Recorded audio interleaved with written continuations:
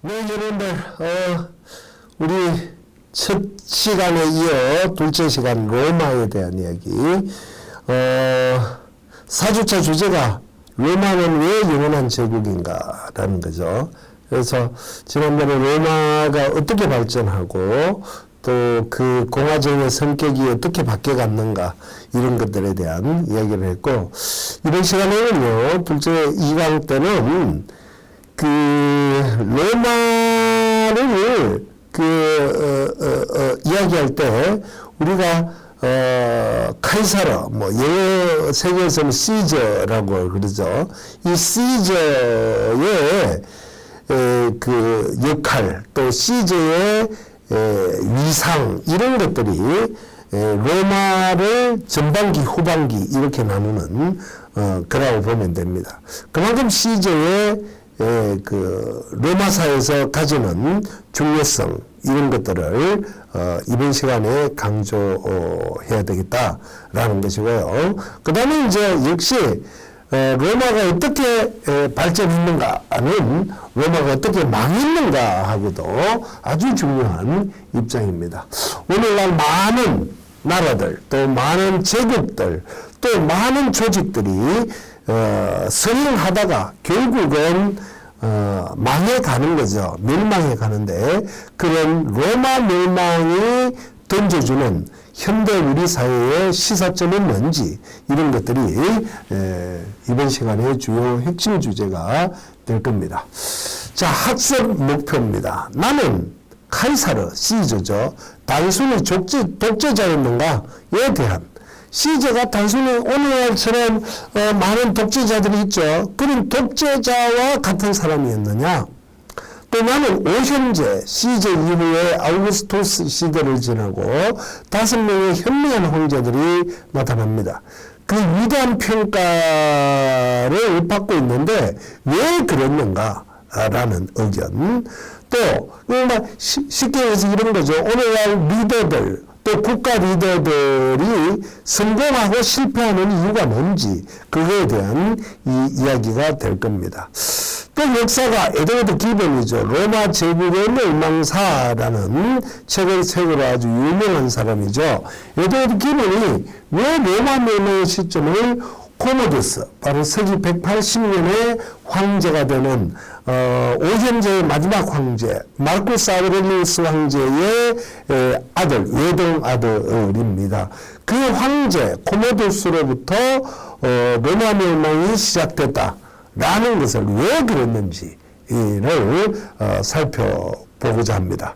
그것은 네 번째 학습 목표, 로마 멸망의 원인이 현대적 관점에서 비교 설명되는 것과도 연관이 있겠다라고 보면 됩니다. 자, 학습 내용은 군인 정치와 카이사르, 포위 전쟁 이후에 어떤 그런 공화주의 정신이 무너지고, 이제 어떤 그 신분의, 사회 신분의 스테이트 개념에서 이제는 돈을 누가 많이 가졌느냐, 권력을 누가 많이 가졌느냐에 따라 로마가 바뀌어가는 거죠. 그래서 군인, 오늘날도 마찬가지겠지만은 전근대사회 이전에는 다 뭡니까? 권력 있는 사람, 또 돈 있는 사람이 권력을 잡게 됩니다. 그래서 군인 정치와 카이사르에 대한, 그 다음에 카이사르 이후에 옥타비아누스, 즉 로마 초대 황제죠. 아우구스토스입니다. 와 로마 제정이 어떻게 시작되고, 또 로마 멸망의 원인이 뭔지, 또 우리가 로마 문화의 특징이 뭔지, 이번 시간의 핵심이 되겠습니다. 자, 첫 번째, 군인 정치와 카이사르입니다. 이제 그 포위 전쟁 이후에 로마가 순수한 공화주의 정신이 무너지고, 돈 있고 권력 있는 사람이 사회 상층부로 부각되게 됩니다. 그런 사람 중에 가장 먼저 권력을 장악한 사람이 바로 마리우스라는 사람이죠. 지금 오른쪽에 그림이 두상이 나와 있지 않습니까?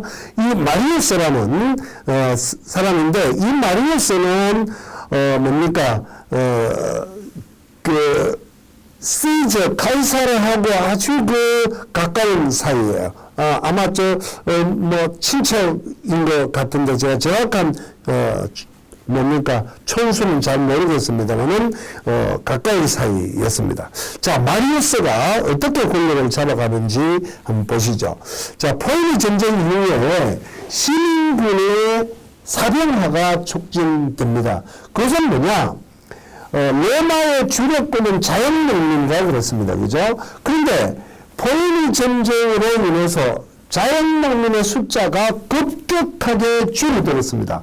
왜 그렇다고? 그렇습니다. 바로 전쟁에서 많은 사람이 사망을 하고 또 자연농민의 경제력인 토지가 황폐화되고 또 외국에서 싼 가격의 곡물이 들어오니까 자연농민들의 그런 그 자영적인 소위 말해서 자치적인 분위기가 줄어드는 거죠. 그래서 뭡니까?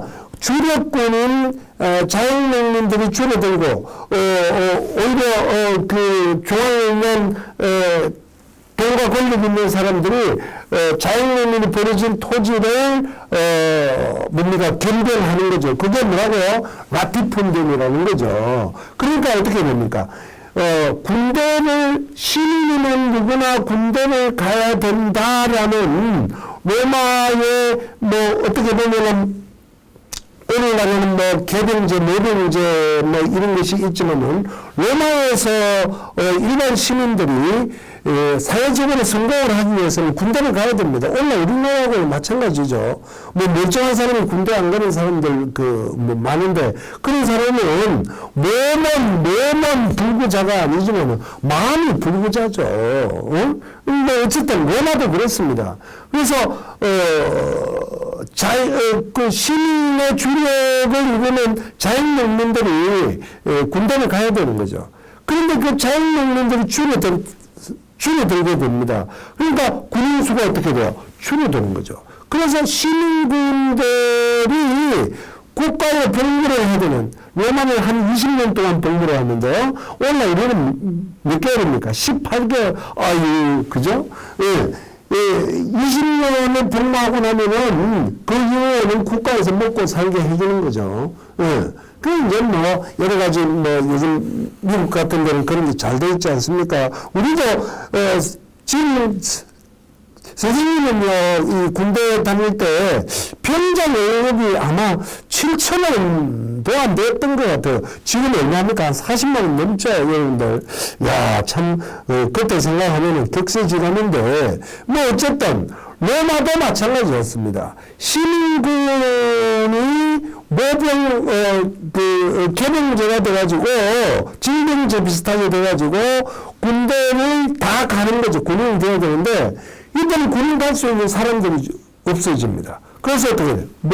모병, 사병화를 촉진시킵니다. 그래서 또 국가가 그 역할을 해야 되는데 국가가 그 역할을 못하고 권력과 돈이 있는 사람이 자기 사병을 모집하는 거죠. 촉진되면서 군사령관의 정대가 그 권력이 정대됩니다. 결국 그런 것은 시민 공동체의 국가라는 또 사회라는 그런 공동체 정신이 줄어들겠죠. 왜? 권력이 개인에게 집중되어버리는 거죠. 로마의 기본 정신은 공화주의가 와해되는, 그죠? 정치 와해됩니다. 또 시민군의 부족 현상이 일어나니까 오히려 그런 현상은 더 촉진되는, 그죠? 자, 그런 상황에서 북아프리카, 바로 우리 시칠리아 이야기하면서 했는데, 북아프리카의 누미디아라는 그런 속주가 있었는데, 바로 뭡니까, 식민지죠. 로마의 프로빈키아라고 있는데, 지방, 속주에서 왕위 쟁탈전이 일어나게 됩니다. 근데 그 왕자, 누미디아의 왕자 유구르타라는 그 사람이 로마 원로원주의 몇몇에게 뇌물을 주게 됩니다. 뇌물을 주고 그 뇌물을 주게 되는 이유가 그 유구르타가 그 왕자 누미디아의 왕자 유구르타가 이탈리아인. 이 이탈리아인 당시에 로마 시민이 아닙니다. 로마는 도시국가가 그랬죠. 도시국가를 포로미 전쟁으로 물론 이탈리아 반도를 통일했지만은 이탈리아인들 로마 시민권을 완전히 받지 못한, 그죠? 뭐 여러 가지 로마 시민 정책이 이렇게 디바이드 돼 있다 그랬죠. 그 당시 이탈리아인들은 로마 시민이 아니었습니다. 그러나 말 같으면 주인 로마 시민이죠. 뭐 오늘날의 개념에서 이야기하자면은 미국 시민이 아니지만은 그냥 미국 비자를 가지고 있는 비자 중에 좀 높은 비자 뭐 이런 것들입니다. 그런 상태 속에 있는 사람을 살해를 해요. 살해를 합니다. 그것 때문에 유구르타가 바로 로마의 유력한 언론에게 뇌물을 주는 거죠. 근데 뇌물을 받은 소금을 먹은 놈이 물을 켠다고 바로 그 유구르타의 징벌을 하는 거를 반대하게 가지고 결국은 로마에서 유구르타를 징벌을 실패합니다. 그래서 이건 아니다. 바로 평민의 권한이 커져 있다 그랬죠. 호르텐시우스법에 의해서, 평민의 의견은, 언론의 의견을 받지 않아도 된다라는 거죠. 그래서 평민의 공화정의 기본 형태가 평민의 언론 집정관, 그죠? 이 상태 속에서 이 평민회가 바로 평민 출신의 군인 마리우스를 총살인가로로 임명합니다. 임명해서 이런 우리 이탈리아 로마 시민은 아니지만은 이탈리아인을 죽인 유구르타를 징벌하게 되죠. 그러면서 이 마리우스의 인기도는 올라가게 됩니다. 결국 집정관이 되는 거죠. 집정관이 되고 이탈리아인들 이제 지금까지 이탈리아인들은 뭐 완전한 로마인은 아니었지만은 그러나 로마 시민이 될 수 있는 아주 근교까지 와 있는 그런 사람들이죠. 이탈리아인들이 주로 이제 가난하고 빈민자들인데 그런 빈민자들도 사병으로 끌어들이게 됩니다. 군인으로 징집을 하게 되는 거죠. 그래서 군의 사병화가 더욱더 촉진되고 그런 만큼 공화주의나 애국심은 몰락하게 당하고 기회를 보고 또 권력 있는 사람한테 아부하고 돈 있는 사람한테 아부하고 뭐 옛날에는 지금은 똑같아요. 그죠? 동서고금을 막론하고 그런 한몫 챙기는 현상이 나타납니다. 그리고 기회주의가 난무하고 돈과 권력에 따른 거예요. 이때 카이사르는 마리우스 밑에서 바로 하급 장교, 마리우스는 고모부네요. 그러니까 카이사르의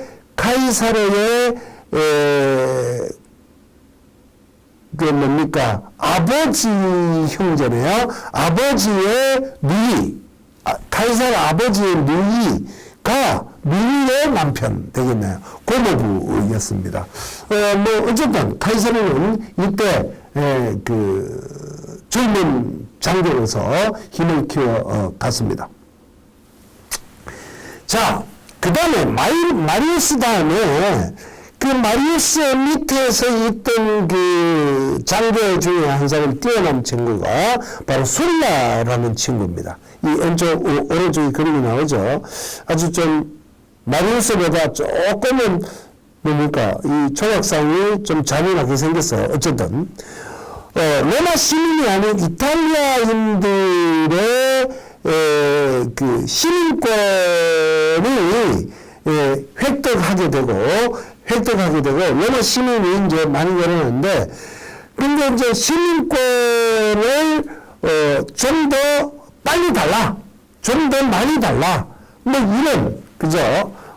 완전히 확대해 달라 이렇게 되니까 그런 나라들 그러니까 완전한 로마 시민이 아니지만 우리가 지난 시간에 배운 디바이드 앤 룰이라고 그랬죠. 디바이드 앤 룰 중에 동명시가 성경이 아마 서키라고 했던 겁니다. 서키. 그 동명시들이 우리도 이탈리아인처럼 그런 시민권을 많이 획득해달라. 이러면서 전쟁이 일어납니다. 그래서 결국 이탈리카라는 그런 어떤 조직체가 마련이 되고, 거기에서, 이탈리카라는 그 동맹시가 하나의 공화정을 형성하고, 또, 그래서 로마와 전쟁을 하게 되는 상태에 도래합니다. 그때 마리우스 밑에 있었던 이제 언론 출신입니다. 언론 출신의 귀족계급인 술라라는 친구가 혁혁한 공을 가집니다. 걔네들의 반란을 일으켰지만은 걔네들에게도 이탈리아인들에게도 시민권을 부여하고 또 역시 군인의 사병화가 더욱 촉진되는 현상이 일어나게 되는 거죠. 그래서 술라 개인의 사병으로 많이 들어가게 됩니다. 그런 중에 또 흑해 지방이죠. 흑해. 오늘날 발칸 쪽에 있는 동쪽에 있는 겁니다. 그 동맹시 폰투스라는 곳에서 반란이 일어나게 됩니다. 언론은 그 폰투스의 반란을 진압하는 총사령관으로 언론은 술라를, 평민에 있는 마리우스를 지지합니다. 그러나 대장은 하나겠죠. 하늘에 떠 있는 해는 하나듯이 결국은 평민과 언론이 권력투쟁이 일어나는 그런 현상. 그것은 뭡니까? 계급투쟁이죠. 평민과 귀족 간의 계급투쟁이 일어납니다. 결국 폰투스의 반란을 진압하러 가는 것보다 이 국내의 계급투쟁에 몰두하는 겁니다.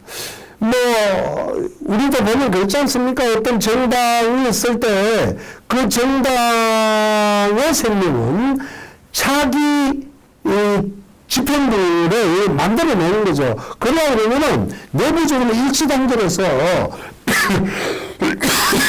죄송합니다. 일치단결해서 아주 다 자기의 목표를 달성해야 되는데, 그거보다 내부적으로 더 싸워요. 아주 정말 재미있는 그런 현상들. 이제 이런 현상도 오늘날에 그만 있는 게 아니고, 옛날에도 마찬가지였다. 그래서 결국 계급투쟁이 일어나고, 술라가 로마를 점령하게 됩니다. 그때, 마리우스는 도피를 해요. 마리우스는 도피를 하고, 결국, 로마의 권력을 잡고 나서 술라는 폰투스를 정벌합니다. 그리고, 언론들이 권력을 잡고 평민의 출신들, 하층 계급들을 살해해버려요. 살해해버립니다. 그러나, 이 술라는, 너무너무 젠틀맨이었던 것 같아요. 오늘 나올 것 같으면은. 자기가 그렇게 권력을 완전히 잡았다고 생각하는 거죠. 그리고 하층 계층들을 살해하고 나서 안정됐다고 생각하는 거예요. 그런데 그게 아닙니다. 그게 아니고 또 국내 로마를 튼튼하게 해놓지 않고 폰투스를 증벌하러 갔어요.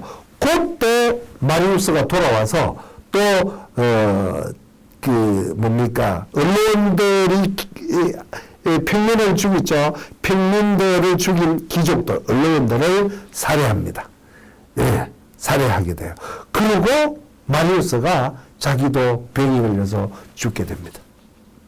자, 폰투스에 징벌하고 폰투스를 전쟁에서 승리하고 돌아온 술라는 마리우스가 그 사이에 와서 한 것에 대한 완전한 철저한 보복을 하고 나서 독재관, 이야기했죠. 국가 비상사태에 있을 때 두 명의 집정관은 없어지고 한 명의 독재관을 둔다.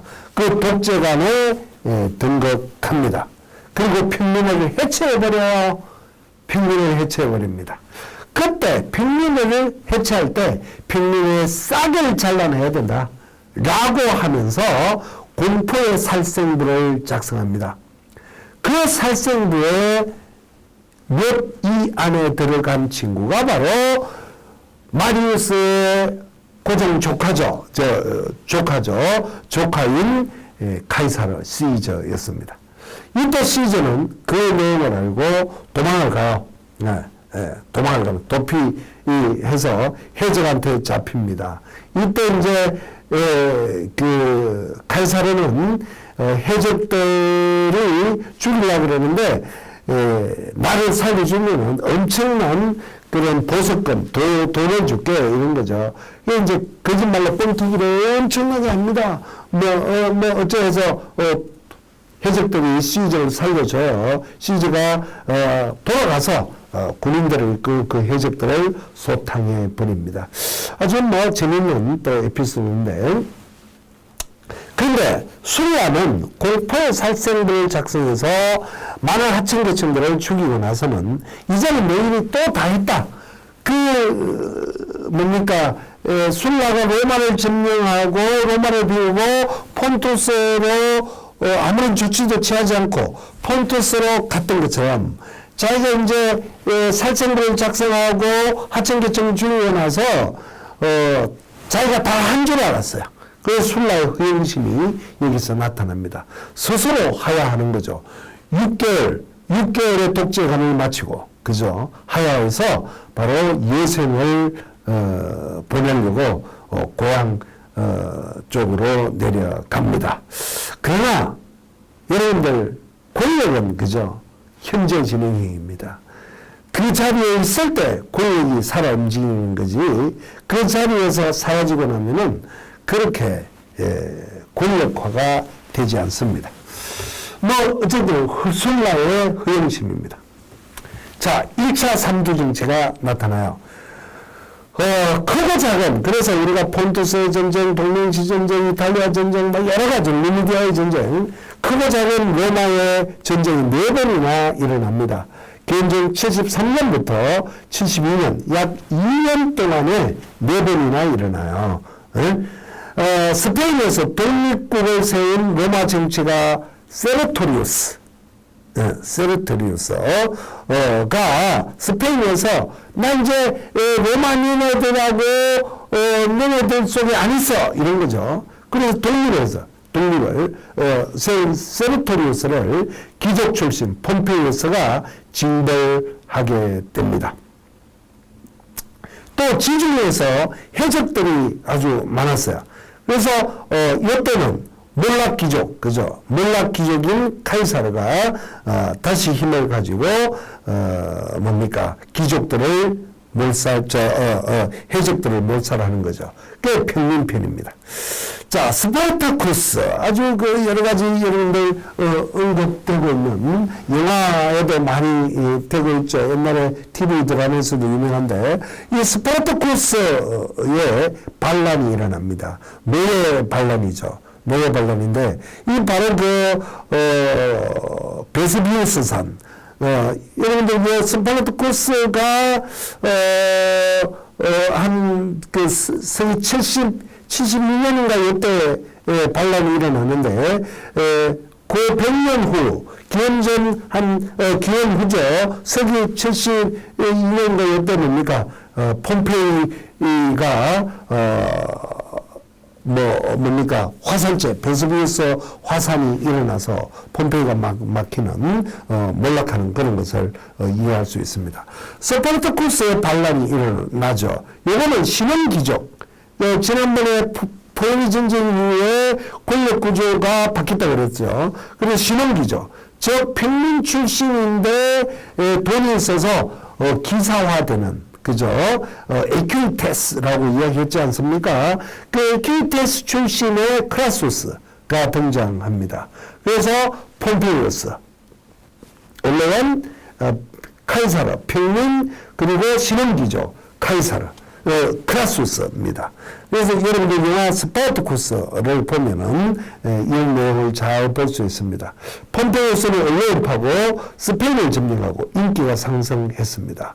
크라수스는 신흥기족으로서 신흥부유척이죠. 스파르타쿠스 반란을 진압하고 파르티아에 싸우다가 그만 전사를 해버려요. 그런데 이 크라수스는 폼페이우스에 대한 그런 질투심에 아주 뭡니까 부글부글 끓는 거죠. 화신이 돼가지고 결국은 평민파인 카이사르와 가까이 지내요. 이 카이사르는 몰락한 기족이기 때문에 돈이 없었어요. 거의 많은 돈을 바로 크라수스에게 빌려서 자기 힘을 키우는 겁니다.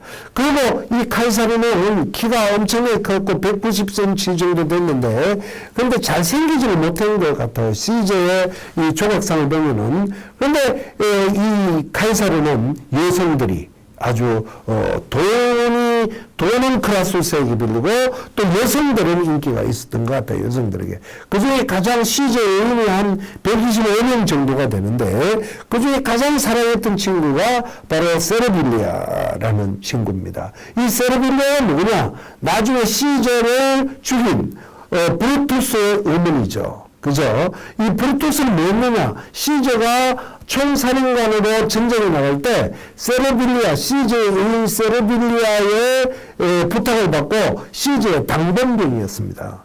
예? 그래서 누굽니까? 셰익스피어가 클레오파트라 시제에 대해서 이야기할 때 아들아 뭐 맞아 뭐 이런 브루투스 뭐 맞아 뭐 이렇게 이야기를 했다라고 하는데 뭐 그거는 소설상의 이야기고요. 그 다음에 이제 클레오파트라 아주 유명한 거 아닙니까? 클레오파트라 뭐 어쨌든 여성들로부터 인기를 있었던 그죠. 자. 어쨌든 로마도 선거를 통해서 집정관이 됐으니까 남자에게 선거권이 있지만 남자의 영향을 미치는 것은 여성이었죠. 갈리아 지방을 점령합니다. 오늘날 프랑스 지방이죠. 인기가 상승합니다. 우리가 제가 컨퍼런스에서 왕제비 일어났는데 조금 웃음 이야기를 해야 되는데 우리가 뭡니까 옛날에는 나이트클럽 요즘은 클럽 캬바레 이런 이야기 하는데 그런 남자가 아무것도 없으면서 여성을 꼬셔서 돈도 뺏고 모든 것을 뺏는 걸 우리가 제비라고 그랬습니다. 제비 강남 제비 이런 이야기를 했는데 그런데 제가 여기 컨퍼런스에 왕제비 해놨어요. 이 왕제비라는 것은 뭐냐? 보통 남자가 작업을 걸어서 여성의 것을 뺏는데 이 카이사르는 가만히 있어도 본인은 가만히 있습니다. 그런데 여성들이 붙어요. 응? 그런 게 바로 왕제비라는 겁니다. 왕제비. 시즌은 그래서 이 125명이죠. 응? 단 한 명도 자기가 원해서 이렇게 된 거 다 붙고 순서를 기다렸다는 거죠. 여러분들 재미있지 않습니까?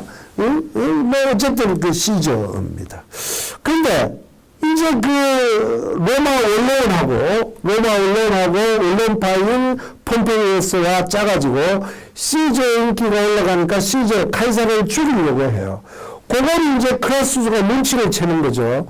그래서 이 크라수스가 시저에게 카이사르에게 돈 빌려준 것을 못 받을까봐 돈 줘. 이제 야마 너 돈 빌려간 거 갚아. 이래 된 거죠. 그러니까 시저가 돈이 어디 있습니까? 그죠? 그래서 편지를 보냈어요. 뭐라고요?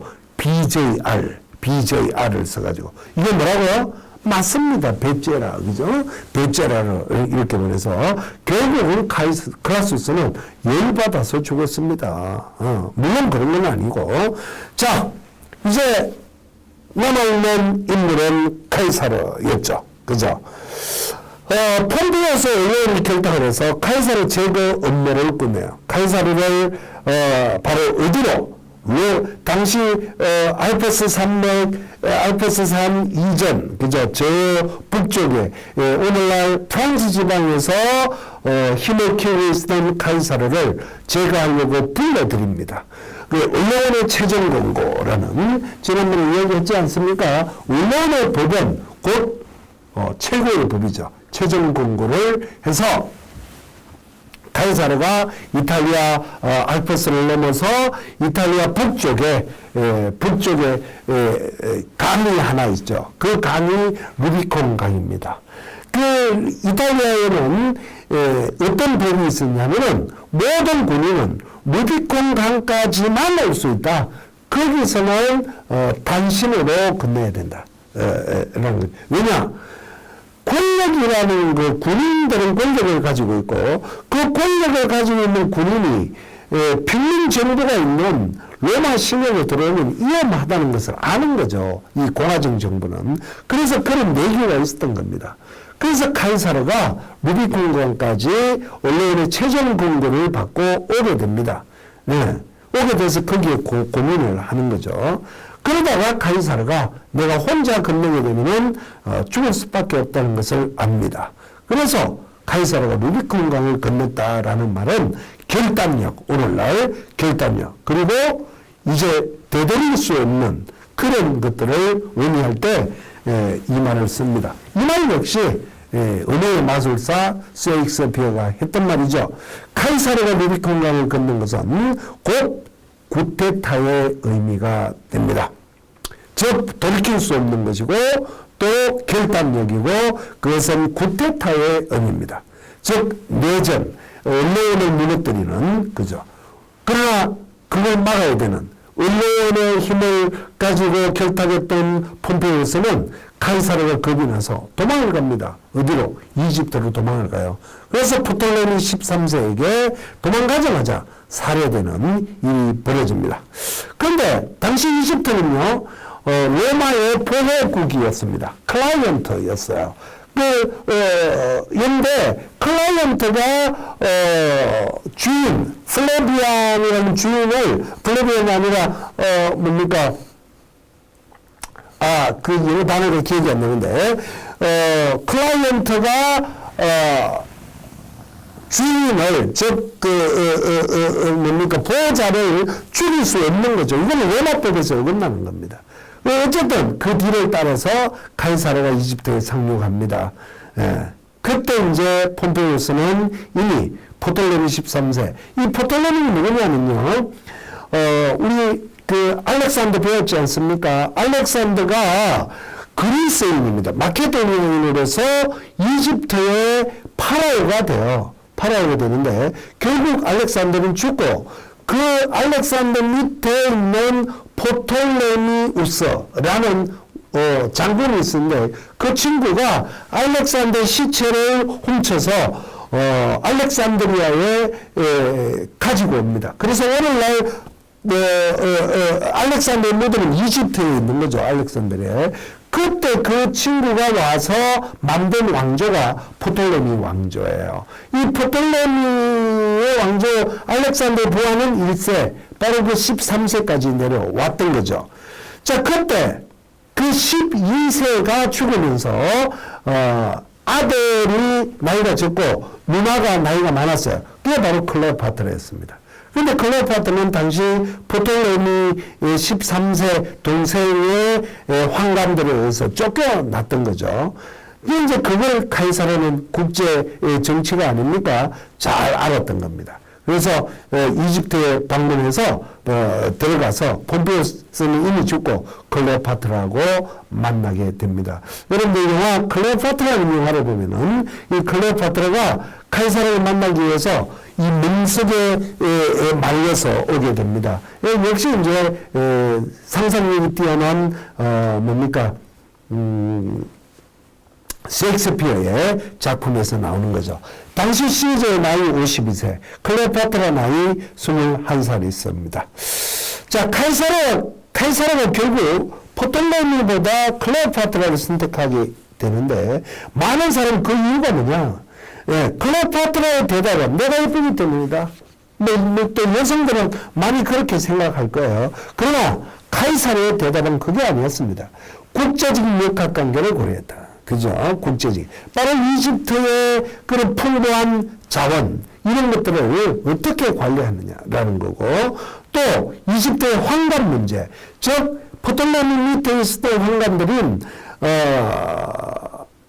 카이사르가 권력을 잡았을 때 잘 말을 안 듣는다라는 거죠. 피보호자가 보호자를 살해한 것은 로마법에서 어긋난다라는 거죠. 그래서 노련한 정치가이자 외교가이자 지식인인 카이사르는 단순히 예쁘기 때문에 뭐 그런 것이 아니다. 원래 고고학자들이 클레오파트라는 못생겼다 그래요. 뚱뚱하고 뭐 어쨌든 뭔지 모르겠습니다만은 그러나 카이사르는 그런 그 역학관계 또 환갑 문제 이런 것 때문에 클레오파트라를 파트너로 가져왔고 또 파트너로 사랑을 했다. 뭐 이런 것들을 볼 수 있습니다. 영화 클레오파트라에 잘 나와 있습니다. 자, 카이사르의 독재관으로 등극을 해요. 등극을 하는데 이제 어디 있느냐면 당신은 이제 클레오파트라와 나일강에서 배를 타고 노는 거죠. 아주 막 재밌게 놀고 있는데 본국에서 전보가 날라와요. 바로 그 파르살로스라고 오늘날 불가리아, 루마니아 뭐 이런 곳인데 그곳에서 반란이 일어났다라는 거예요. 그래서 이 급하다. 그걸 이제 진압을 하러 카이사르의 뭡니까? 그 카이사르의 대장군 안토니우스가 갔지만은 실패합니다. 그래서 이제 어떻게 하느냐? 이 친구가 클레오파트라하고 노는 걸 중지하고 바로 그 반란이 일어났던 파르살로스로 달려갑니다. 가니까 없어요. 네? 그래서 유명한 말이 있습니다.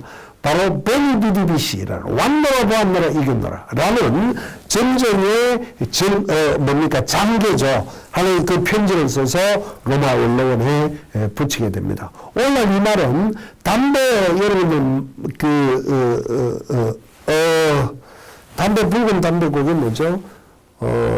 담배 봉지의 문구인데 제가 담배를 안 피워서 그 담배 이름을 잘 모르겠네요.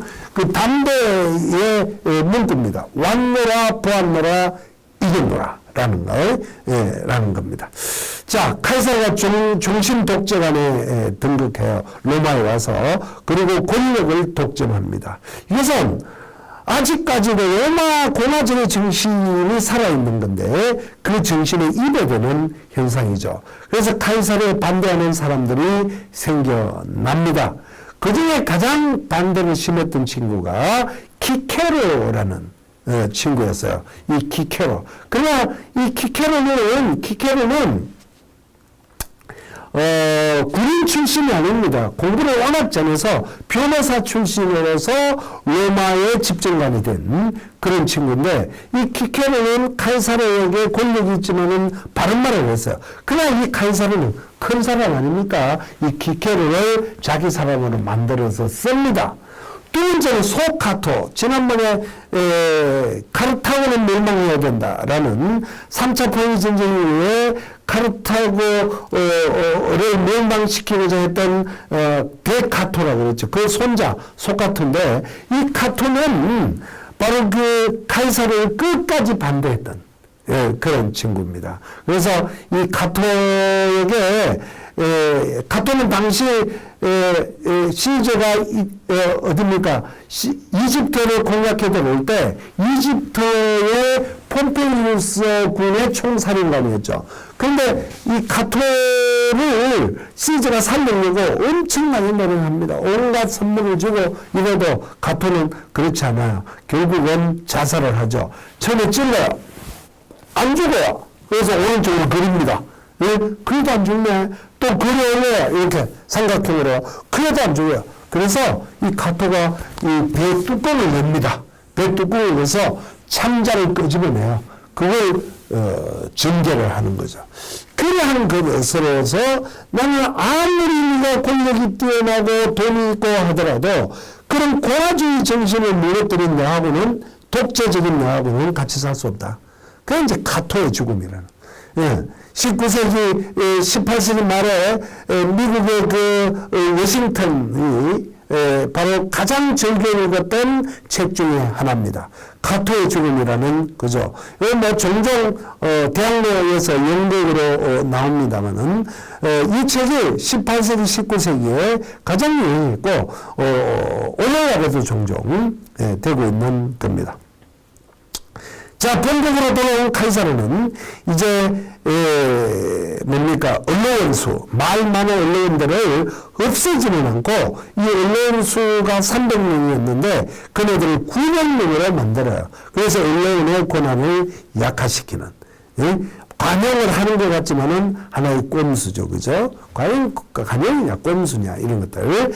계획 정책을 드라이브를 겁니다. 특권을 내려놓고 부정부패를 일소하고 무능을 적용합니다. 그래서 제국의 씨앗을 뿌리는 거죠. 사병들에게 보너스도 주고 부채도 삭감해주고 등등 모든 것들을 자기 권력 속에서 이룹니다. 마치 황제와 같은 이런 역할을 하게 되는 거죠. 결국 남아있었던 공화주의자들이 카이사르를 암살 음모를 하고 그 암살 음모가 이루어진 것이 44년에 3월 15일 날. 그래서 오늘날 유럽인들이 가장 싫어하는 날짜는 3월 15일입니다. 공화주의인가 권력욕인가 뭐 이런 거죠.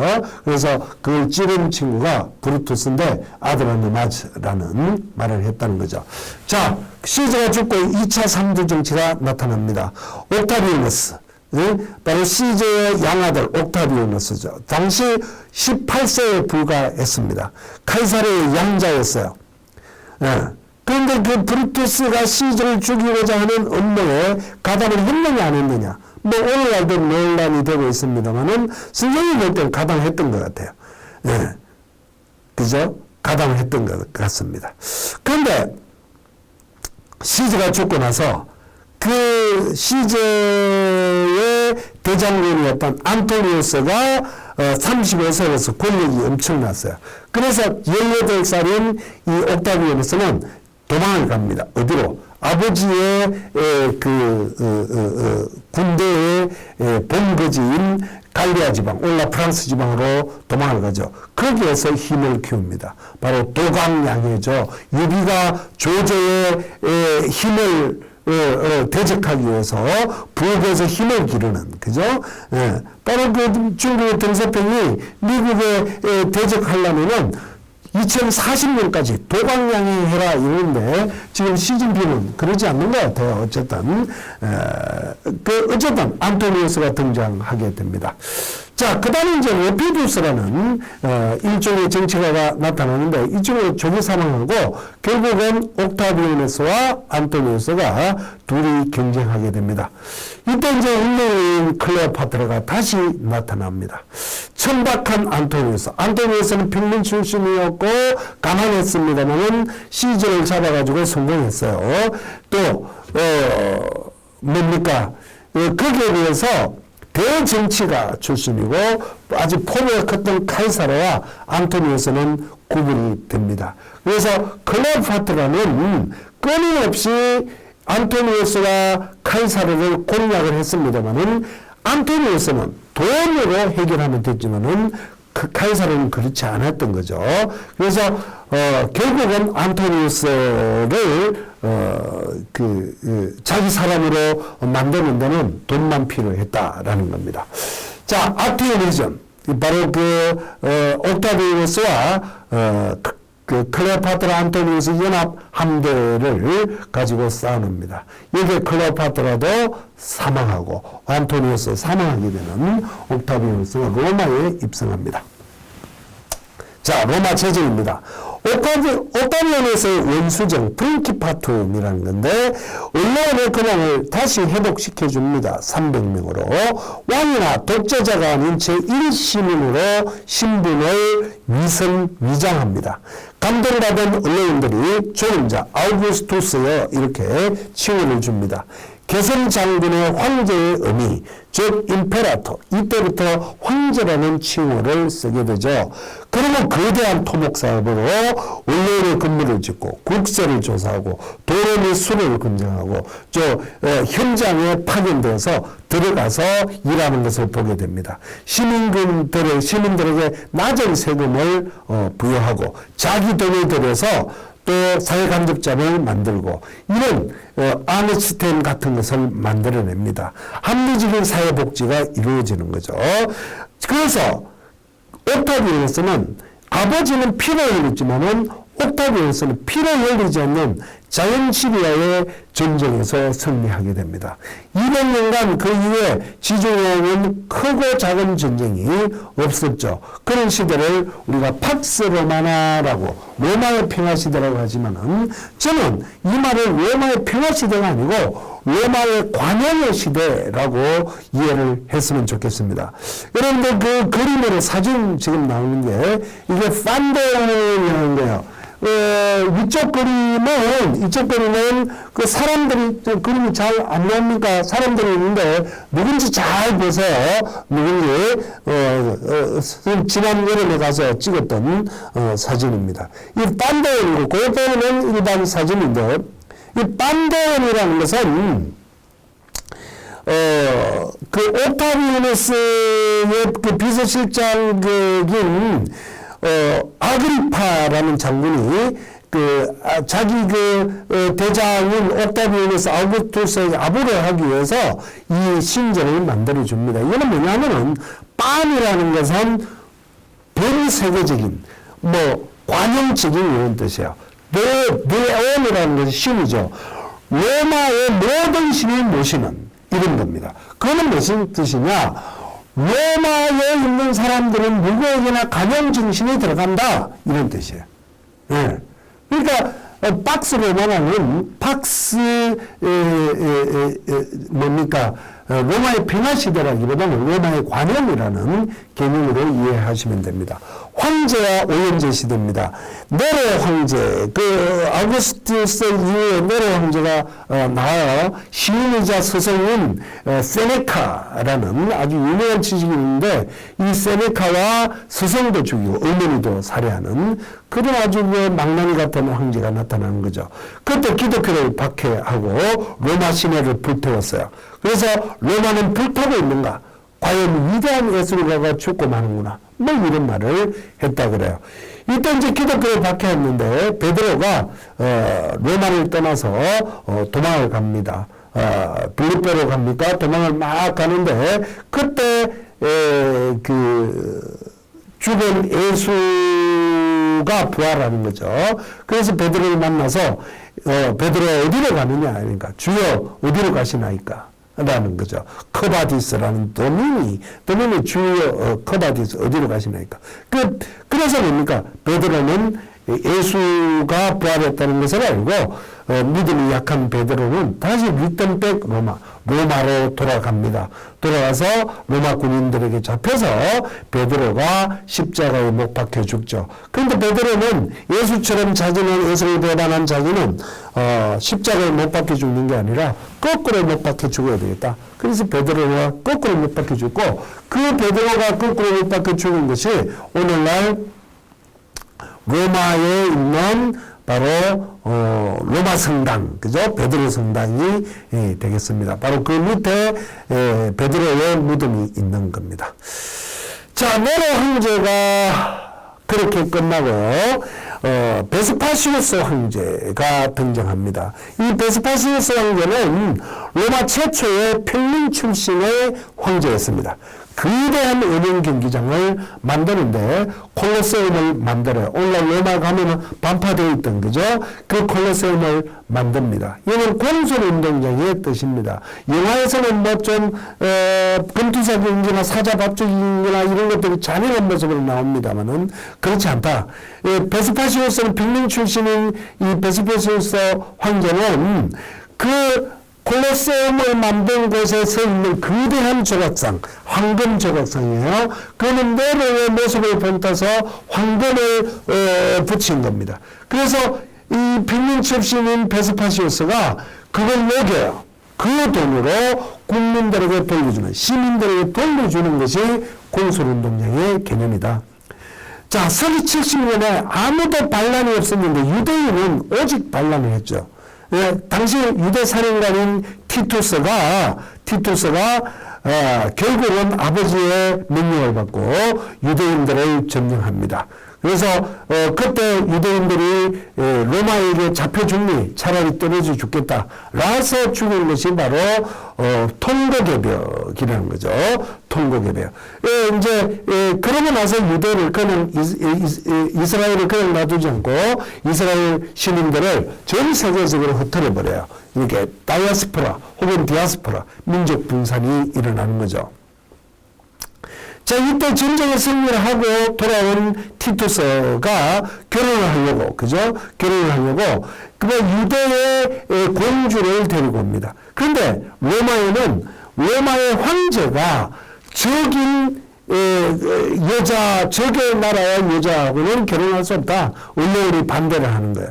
결국은 너무너무 사랑했지만은 그 여자를 돌려보낼 수밖에 없는 그런 그 황제의 티투스의 사랑이 또 유명한 에피소드입니다. 자, 티투스가 황제가 돼서 얼마 있지 않아서 2달이 지나고 나서 아까 얘기했던 폼페이가 베스페시우스 산이 화산이 폭발합니다. 황제가 오늘날처럼 핸드폰이 있고 SNS가 있고 이러지만 이러면 바로 알겠죠. 그러나 이틀이 지나고 그 소식을 듣고 로마로 폼페이로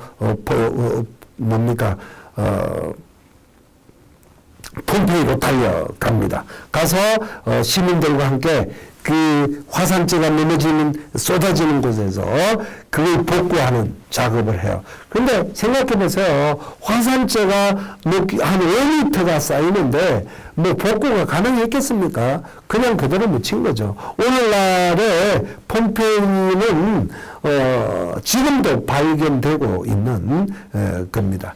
여러분들 영화 폼페이 채널. 그래서 다른 우리가 고고학이라는 것은 자기가 썼던 물건을 무덤에 가지고 묻는 거죠. 그러나 이 폼페이는 일상생활 선생님처럼 이렇게 강의하다가 여러분처럼 강의를 듣다가 바로 화산가스에 의해서 죽게 되는 거예요. 그러니까 그게 일상생활의 모습이 그대로 드러나는 거. 그걸 갖다가 오늘날의 감정의 고고학이라고 이야기를 한다 그럽니다. 아주 재밌지 않습니까, 여러분들? 그러고 이제 오형제 시대가 도래합니다. 로마 제국의 최고 전성기입니다. 유능하고 현명한 황제들이 나타나는데 로마의 권력 구조는 그죠? 양자 제도라 그랬죠. 그죠? 로마의 공화 정신을 유지하기 위해서 그런 것이 계속 유지됩니다. 자질로 풀이되는, 능력으로 풀이되는 자질, 능력이죠. 또 피로 상징되는 정통성이 누가 보유하고 있느냐라는 거죠. 네르바, 트라이아누스, 하드리아누스, 안토니우스 피우스, 그리고 마르커스 아우렐리우스 였습니다. 마르커스 아우렐리우스는 아주 천인 정치가였습니다. 영화 여러분들 글라디에이터를 보면 잘 나와 있습니다만은 특히 명상론이라는 아주 주옥과 같은 글을 씁니다만은 자기 아들에게 권력을 물려줍니다. 결국은 현자인 마르코스는 마르코스 아우렐리우스가 오산을 합니다. 오산을. 그 오산이 뭐냐? 이런 거죠. 앞쪽에서 다시 보면요. 자질로 풀이되는 능력은 부족하지만은 피로 상징되는 정통성을 우리 아들이 소유하고 있다. 그래서 자질로 풀이되는 능력은 황제가 되고 나서 그렇게 도와주면 된다. 라는 건데 그것이 일반적으로 통용되는 사회에서는 가능했지만은 로마는 뭡니까? 그런 공화주의 정신으로 누가 현명한가, 누가 국민 시민들에게 가장 잘 이끌어갈 건가라는 피보다 더 강조되는 사회였습니다. 그래서 그런 양자 제도가 유행했던 거죠. 그래서 양자가 아닌 친자에게 마르코스 아우렐리우스는 임명을 해요. 그게 오산이죠. 친자식, 즉 피의 정통성은 만족했지만은 능력은 미달됐다라는 겁니다. 역사가 에드워드 기본이 The History of the Decline and the Fall of the Roman Empire, 즉 로마 제국의 흥망사라는 곳에서, 그래서 로마는 바로 그곳에서 코모두스 때부터 로마의 원칙, 규칙이죠. 어떤 정신이 파괴됐다. 그게 이제 공화 정신이 파괴됐다. 라는 점에서 역사가인 그 에드워드 기본이 이야기합니다. 힘, 권력, 돈이 지배하는 시대로 돌아갔다라는 거죠. 우리가 우리 역사에도 수양대군의 권력을 찬탈한 이유, 또 박정희가 전두환 대통령이 쿠데타를 일으킨 이유도 아마 마찬가지였다라는 거. 여러분들 영화 글라디에이터 또 로마 제국의 멸망을 보면은 잘 알 수 있습니다. 자, 로마 멸망의 원인입니다. 이제 군인들이 황제가 되는 시대가 돌아왔습니다. 힘과 돈과 권력이 있는 친구가 최고인 시대로 돌아가는 거죠. 그러나 로마는 모든 것이 촛불도 그렇습니다. 꺼지기 전에 한번 일어나고 꺼져. 로마도 마찬가지죠. 꺼지기 전에, 무너지기 전에 유능한 황제가 나타납니다. 디오클레티아누스. 디오클레티아누스에 대한 이야기 여러 가지 있습니다만은 디오클레티아누스는 동양의 전제군주화를 해서 로마가 멸망해가는 로마를 잠깐 일으켜요. 그 다음에 콘스탄티누스, 바로 기독교를 공인한 친구 아닙니까? 데오도시우스, 바로 로마가 동로마 서로마로 이렇게 구분했던 친구입니다. 자, 로마 멸망의 원인입니다. 게르만족의 침입, 일반적으로 이렇게 이해할 수 있어요. 노동이 중단되죠. 후 노동력으로 게르만족이 대부분이 이동했습니다. 그러니까 어떤 그 시민 정신이 와해됐다. 게르만족이 로마를 폭파해서 이렇게 멸망시키는 멸망인 게 아니고 그네들이 로마화된 거죠. 그러나 애국심은 줄어들었다. 게르만 용병대장 오도아케르가 마지막 황제인 로뮬루스를 폐위시켜 버립니다. 노노동 유입이 절벽됐어요. 이제 전쟁을 안 하니까, 그죠? 그래서 명확한 법 적용이 없었던 거죠. 시민 대다수가 비정치인이었고, 생산 방법이 망각합니다. 이건 뭐냐? 로마의 주식이 밀인데, 밀을 생산하는 방법을 몰라요, 이제는. 외국의 싼 가격에 곡물이 들어오니까. 또, 시민 대다수의 비정치인은 힘과 권력과 돈이 있는 놈이 권력이 있으니까, 더 이상 누구를 비판하고 이런 게 없어요. 또 법 적용이 없는 거죠. 현대 멜스 보만이라는 미국의 유명한 사회학자, 정치학자인데 이 사람이 미국 문화의 몰락, The Twilight of American Culture, 미국 문화의 어떤 불빛, 이런 것들인데 거기에서 미국 문화도 로마처럼 망해간다. 왜 그러느냐? 로마 중산층, 자영민은 몰락했다. 그거는 시민들의 비정치인인데 미국도 마찬가지다. 중산층이 몰락해 간다. 예. 또 SOC로 로마는 상당한 사회 문제를 해결했는데 그런 것들이 오늘 미국에 부재되어 있다. 또 지식인, 로마 시민의 사회에 대한 어떤 지식인들이 무관심하다. 오로지 로마 시민들, 오늘날의 미국 시민들은 백색송, 핸드폰이나 TV나 영화나 기타 이런 거에만 관심이 있다는 거죠. 그래서 악화가 양화를 구축한다라는 말이 아주 유명한 말인데 그런 상태가 로마뿐만 아니라 오늘날 미국도 마찬가지다.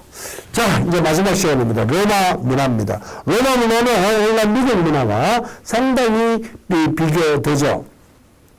자, 어쨌든 관용이냐 불관용이냐. 미국 문화 사회가 때로는 관용적이고 때로는 불관용인데 그것이 어떤 정치적이고 사회적인 이런 것보다는 오늘날은 경제적인 관점으로 여러분들이 미국을 봐야 된다. 로마가 관용적일 때는 발전하고 불관용적일 때는 몰락한다는 것을 이해하시기 바랍니다.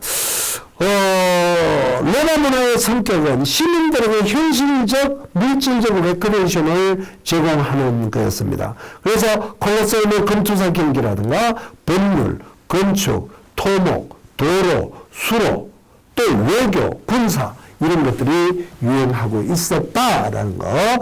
그리스의 성격이 다르죠. 그리스는 철학, 문학 이런 거 아닙니까? 자, 정리해 봅시다. 군인 정치에서 카이사르, 군인 정치와 카이사르. 카이사르가 루비콘강을 건넜다라는 의미. 뭐라고 했습니까? 바로 결단력, 그리고 돌아오지 못한 거, 못하는 거. 그리고 구테타 이런 의미죠. 왔노라 보았노라 이겼노라. 담배 이름 생각났어요. 말브로 담배. 그죠? 말브로. 그 보세요. 베네디트 비시라고 써 있습니다. 아들아, 너 맞아. 브루투스가 시저를 죽이면서 자, 옥타비누스 로마 제정입니다. 원수정의 확립. 그죠? 바로 독재자가 아니고 왕자 정치를 시작해요. 그리고 그런 것이 팍스 로마나의 시대가 돌아왔다. 로마의 관용정책. 관용정책의 특징이 뭐라 그래서 바로 반대인 신전이라고 그랬죠. 로마 멸망과 그 어린 코모두스가 로마 멸망의 시초였다. 에도이도 기본이 주장했다. 그거는 뭡니까? 공화주의 정신이 그때부터 와야 됐다. 로마 문화의 특징, 현실적이고 물질적인 레크레이션을 제공했다라는 겁니다. 자, 여러분들 감사합니다. 이번 시간 조금 길었는데 잘 공부하시기 바랍니다. 다음 주에 뵐게요. 감사합니다.